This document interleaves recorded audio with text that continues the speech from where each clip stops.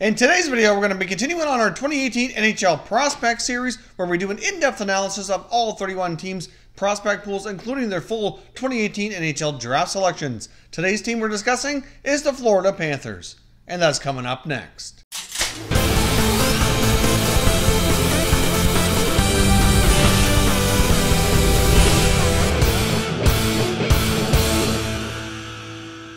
Hey everyone, and welcome back to another video here at Top Shelf Hockey. If you're new to the channel, thanks for stopping by. We review and discuss all 31 NHL teams, so if you're a huge hockey fan, consider subscribing and clicking the bell so you don't miss anything.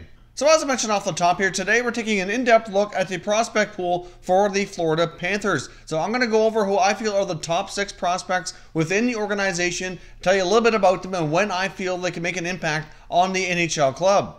First up, we got left winger Dryden Hunt. Now, Dryden Hunt's not somebody they actually drafted. They actually ended up signing him as an undrafted free agent. Dryden Hunt played his junior hockey in the WHL, and since then, after being signed, he has 2 pro seasons now at the American Hockey League level. Now, after going undrafted in his final year in the Western Hockey League, he did score 58 goals and showed a lot of potential. During his first 2 pro seasons at the American Hockey League level, he does look pretty good as well, putting up 77 points in 128 games. So I certainly think Hunt is getting really close to earning himself an NHL opportunity. He has gotten into 11 games already with Florida, but only putting up 1 goal. So he has gotten a little bit of a taste of the NHL, but I do think after a little bit more seasoning here, he could certainly be a regular at the NHL level. To me, he projects to be probably a middle 6 winger. I don't think he has top line potential, but I could see him being a 3rd line winger more likely, with the possibility, of occasionally moving up to the 2nd line when called upon, and he could fill in there nicely. The main area that Dryden Hunt's been working on since he turned pro is really his skating and his foot speed. Obviously, there's a huge difference from junior to the AHL and then again to the NHL for the speed of the game, and that's something he's had to work on very hard. Obviously, that's something he needs to continue to work on in order to become a regular at the NHL level. So I do see Dryden Hunt getting more of an opportunity this year than he did last. I see more games coming his way this season, but I think it could be one more year again before he has a real shot at being a regular at the NHL level.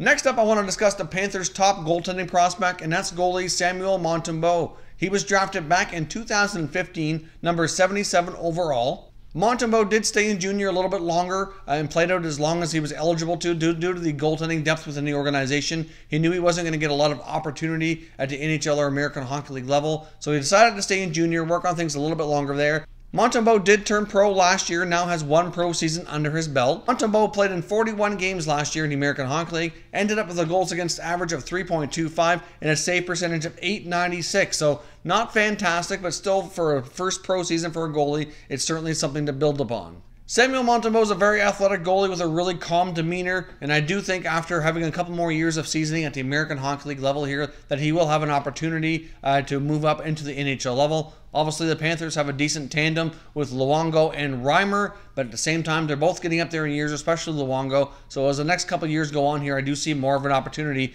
being created for Montembeault to move up the ranks. Now, next up, I want to discuss our 2018 first-round selection, Gregory Denisenko. Dennisenko draws some comparison to a player like an Artemi Panarin. He's a very dynamic forward. He's a great skater. He has top-end speed. He's very agile. His edge work is really strong.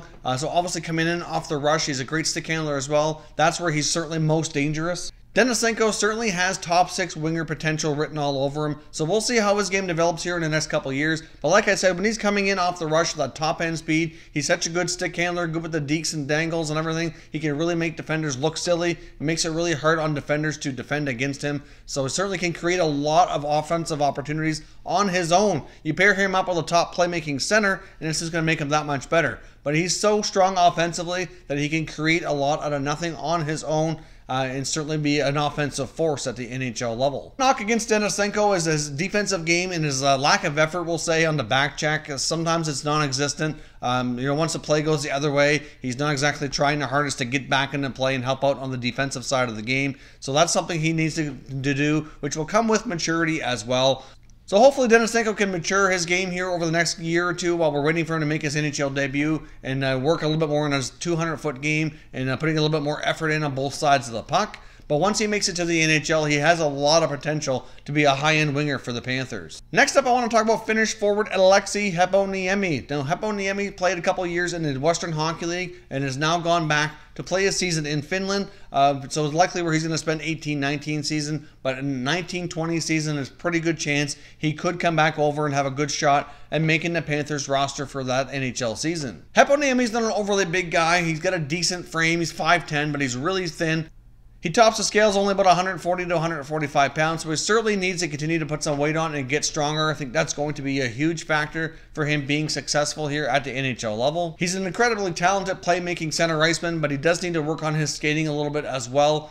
Skating's not his strong suit, so I know this year over in Finland, that's going to be a major focus for him, is to improve his foot speed and to become a better skater. So hopefully he can have a strong season playing over in Liga this coming season. Obviously last year, like I said, he absolutely tore it up at the Western Hockey League, putting up over 118 points. He was an offensive force, but we'll need to see how much progress he can make here. But I do see him having higher end potential. He can play center and wing. I do see him more likely being a winger when he comes over to the NHL level, and we're probably one more season away from making that transition. Next up, I want to discuss Nolan Tippin. Now, Nolan Tippin was a 2017 first-round selection. He's got a good size, 6'2", around 200 pounds, and he's actually a pretty good natural goal scorer here. He's got a wicked shot, and scoring goals is what he does best. Now, Tippin did get a small sample look last year where he got into 7 games for the Panthers before being sent back to junior. I do think there's a possibility he could make the team this year, but it is possible he could finish out one more year of junior hockey as well, because he's not quite eligible yet for the American Hockey League.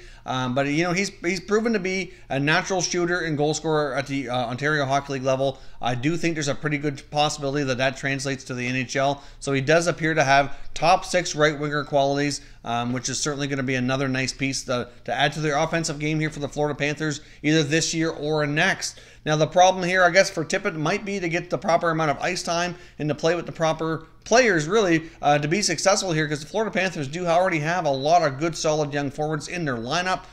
So obviously Tippin's yet another weapon coming down the pipe here. So we'll see what they decide to do for him. Wouldn't be surprised to see him get another look this year, but it's not a guarantee that he makes the club out of training camp. Last but not least, I want to discuss our 2016 first-round selection, number 23 overall, and that's Henrik Borgstrom. Now, Borgstrom did get into a few games last year, made his NHL debut, and get his feet wet in the NHL, and I fully suspect him to be a regular this coming season. Borgstrom played hockey for the University of Denver for the past few years and had an absolutely tremendous collegiate career. Ended his collegiate career at the end of last year and signed his pro contract. Last year at the University of Denver, he played in 40 games, put up 52 points, and that's really a tremendous result. So obviously playing in that league, is obviously playing against older, more mature players, and to do that well was an excellent result for Borgstrom. Borgstrom's an excellent playmaker as well as a good goal scorer, so he can set up his teammates and he can certainly finish as well. He can play center, but he might project to be a winger, so both options are certainly available depending on where the Panthers feel he best fits in their lineup.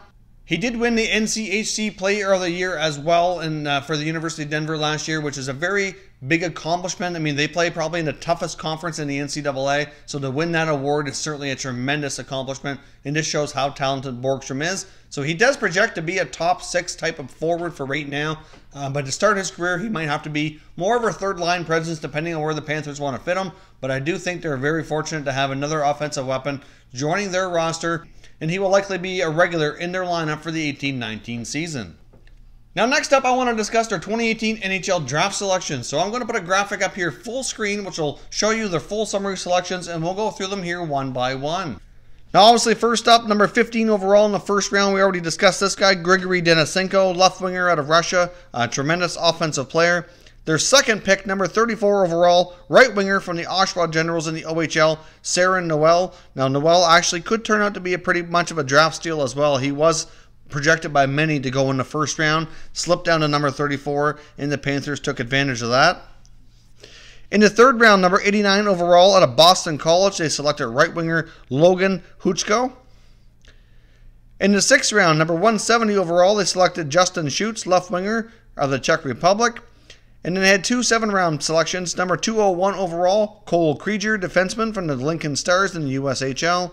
And last but not least, number 207 overall, they took a defenseman from Finland, Santtu Kinnunen.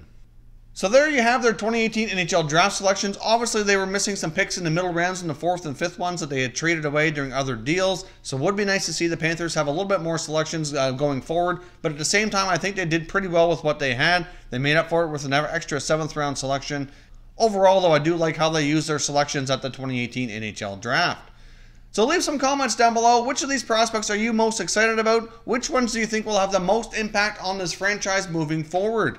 If you're new to the channel here, I hope you consider subscribing. We cover all 31 NHL teams, and there is plenty of content here for all hockey fans to enjoy. So if you're new, hit that subscribe button. If you like this video, make sure you hit the like button as well. I'd really appreciate it if you did. As always, thank you very much for watching, everybody. We will catch you next time.